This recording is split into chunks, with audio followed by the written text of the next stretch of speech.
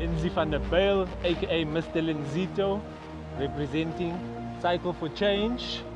We are fast approaching the season to be reading. We're gonna be doing the epic Cycle for Change. Union buildings in Pretoria all the way down to Cape Town over 12 days, encouraging you to read. Funda! Yes, read! Because readers are leaders. Twafunda bzalwane funda siyanamukela futhi kwidlala mzansi. Now the Cycle for Change campaign is primarily a reading awareness campaign promoting the love of reading and the love of books among the South African population as well as on the African continent. And to chat to us about it, we are now joined on the show by founder and motivational speaker Lindsay van der Bijl. Lindsay, thank you very much for taking the time to join us on the show. Thank you for the platform. Exciting campaign we are seeing here. Talk to us about it. So yeah, like you said, it's primarily a reading awareness campaign, but Cycle for Change in itself is a social enterprise which was established to raise awareness and tackle all the social ills that are facing young people in South Africa and on the continent. But for now, current focus is literacy, and it's literacy because a lot of people don't read, and you normally hear when, which is the norm, where arguments are won by who makes the loudest noise. It's not by who has the most content. And you can hear from when someone speaks that, okay, this guy reads. And when we say read, we're talking books without pictures. We're not talking Facebook, because a lot of people read statuses and they think, no, I've read. People will tell you, no, for the year I've probably read 3 books on Facebook. That's not reading. Facebook is a chat site. It's not a book. So that's our main aim for now, is to get people to at least read 1 book a month. When you started this and you say, you know what, we want to start this campaign with Cycle for Change, including the reading campaign as well, what was your objective at the start? Okay, so how the idea came about in 2013. So it was whilst we were doing school visits. So I do a lot of motivational talks at schools, and I had spoken to my mentor to say, you know, I really love what I'm doing. It's fulfilling. I want to become better. And then he said, look, as a motivational speaker, you're going to have something that sets you apart from the other people. So you have to do something wow. And initially I thought of walking from Joburg to Cape Town. But then I thought, with a bicycle, at least I can dictate how long it takes me. And I'm able to engage with more people and then just catch up on the time that I've lost whilst engaging with the people. So I then thought, okay, no, there's no link between Joburg and Cape Town.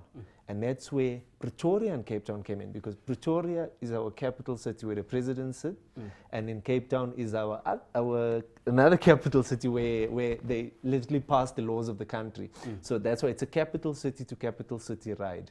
Now, this is the biggest tool that you'll be using to travel from these 2 cities. Yes. Just talk to us about the logistics from your Pretoria to your Cape Town. Okay, so what happens is, on an average day, you're averaging between 120 and 240 kilometers. So you have 3 plus 200 kilometers where you have to do it in a day. So you're probably sitting on a seat like for between 7 and 15 hours a day. The stretch from Bloemfontein to Colesberg is 240, then there's another 199 kilometer stretch. But we do sleep over. Every day we do get the minimal rest, because then the following morning you're up on your bike again.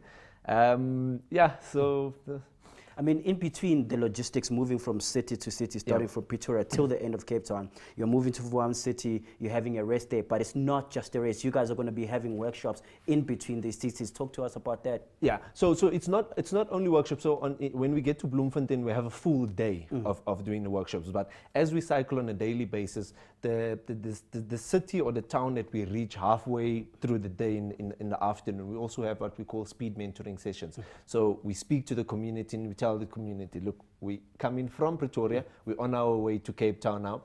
We're doing this as a reading awareness campaign. We're doing this to encourage you to read. And then we sit down with the young people and explain to them, give them practical examples of how a book can change your life. Just reading the correct book. Because a lot of people hate reading because they've been reading the wrong books, or they've been forced to read the wrong books. But we also then tell them that the book that you're reading should be aligned with your passion, which then makes it difficult for you to put the book down. Cycle for Change campaign, but then what comes in as well in the midst of all of this is your Donate a Book campaign. Talk to us about that. Okay, so the Donate a Book, yeah, it's like a sister campaign. So Cycle for Change cannot be complete without Donate a Book. So Cycle for Change is where we raise awareness. Donate a Book is where we get the whole country involved. We want everyone to be part and parcel of the whole thing. But so the cycle is our talk, and then we're putting our mouths to how money is by getting people to donate these books, and then we're telling them donate. We then have a beneficiary province. So the beneficiary province is a different province every year, where we go into that specific province, we look for the most rural area that doesn't have a library. We then go there and then we redonate the books that South Africa as a whole has donated through to us. Talking about beneficiary provinces, who gets to benefit this time around, and who are your change agents that you're going to be cycling with? Okay, so last year it was a solo ride. This year I'm proud to announce that we've got a geological scientist, a young lady who's a geoscientist. We've got a sports scientist from the High Performance Center. We have a pilot. So we have a 15 man cycling. So ladies and gents, and then we also have a 10-man crew that will be keeping a record of recordings and photos and so forth. So we've quite a big group this year. And which is the provinces that gets to benefit this year? So for this year, we're doing it for Limpopo. So we still haven't decided which area. So if there's anyone from a rural area in Limpopo that would like to see something that remotely looks like a library back in their hometown, they can get in touch with us. Finally, Lindsay, details of the campaign. Okay, so people can go onto our website. It's www.cycleforchange.bike. Or alternatively on social media, it's @C4C_ZA, and then from there we can get back to them, or we can start engaging from there. Definitely, this is an exciting campaign, and this is one that I promise you that I am going to be part of next year. Thank you very much for taking the time to join us on the show today. Thank you very much. I surely hope the entire crew will be joining us next year, the Mdlala Mzansi crew. Thanks. Thank you. Now, founder of the campaign and motivational speaker Lindsay joins us on the show. Now, the end of Cycle for Change culminates into a subsequent campaign known as the Donate a Book, a call to ordinary citizens of the community and organizations and corporates to donate reading books, which will be in turn donated to rural areas in the different provinces of South Africa. www.cycleforchange.bike. Click on and support the drive.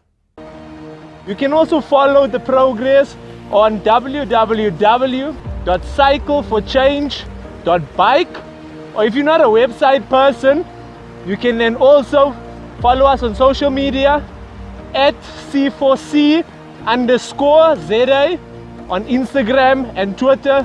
Follow us, get up to the minute progress on where we are, and yeah, let's do this. We're going to be doing it for the next 8 years, encouraging our nation to read, because we're developing the next generation of leaders. Aware, sharp and aware.